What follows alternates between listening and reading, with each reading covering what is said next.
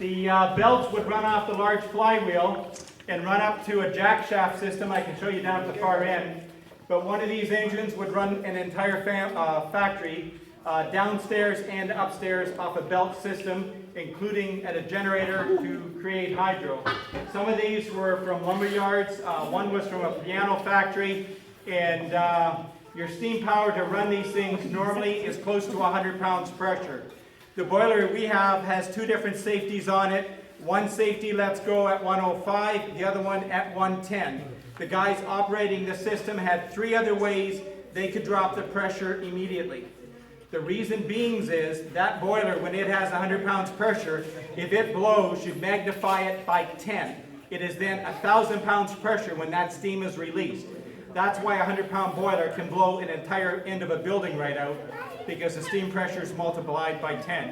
The pipes up top has to be specially welded. To do a steam fitting weld, you have to weld the two pipes on the inside all the way around.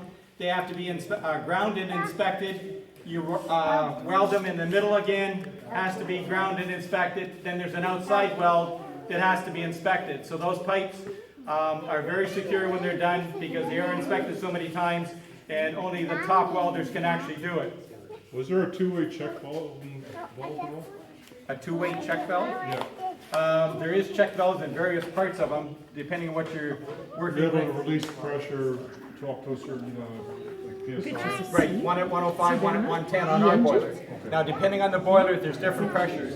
I have actually seen a steam traction engine, which is one of the old steam tractors, He lets out the steam. actually run at 7 pounds pressure across the wet line. So they would normally run much higher, but they still have lots of power even at low pressure. Good, dude. Some of the engines in this wagon here, some of them are governor Yeah. engines. Good for you. Some of them are Congratulations. hit and Thank you. miss engines. So you working? Hit and Not miss yet. engines actually have the spark cut out, and you preserve gas because some of these back prior to 1920, I've actually seen a 1915 hit and miss motor that was mechanically fuel injected. So fuel injected is not necessarily a great new idea. Electronically fuel injected is, but they actually had mechanically fuel injected back as early as 1915. They have a weighted system on the flywheel. When that weight flies out, it either disconnects the spark or it holds open the intake valve so that it doesn't draw any more gas in. Sorry, the exhaust valve so it doesn't draw any more gas in. And because back when some of these things were used, there wasn't gas stations on the corner, so you had to preserve your gas. If you had one of these hooked up to a buzzsaw, half the time you're bringing the log over to the saw, getting it up on the saw, then only for a few seconds you're actually putting it through the saw.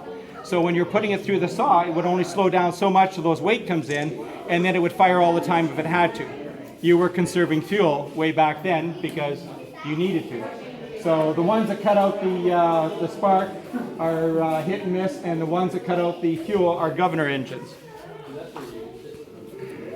Grandma Tilly was one of the ladies out in Guestville that actually could thread a binder.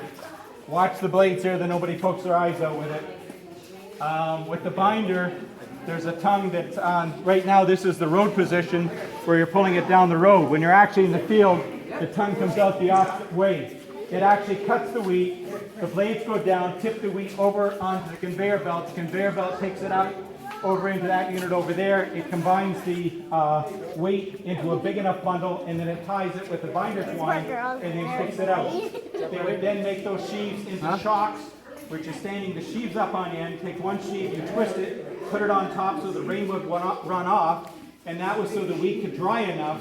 And you would pick those sheaves up then, and you'd put them through a thrashing machine, which isn't in this building. And then the thrashing machine would separate your straw from your wheat and your chaff. If you notice on the steam engines there, each one of them here has a weighted system on them. It's a centrifugal gravity. If they're going fast enough, those weights fly out and it cuts the steam off. You didn't want a runaway engine. If you can imagine these engines here, they are fairly balanced, those flywheels, but nothing is perfect. So if it got going at a fast enough RPM, if that thing let loose, it could kill a lot of people. So the governors were actually the weighted balls. When they flew out, actually cut the steam off, so you never had a runaway engine. You could also control it by the amount of steam going in, but that was a safety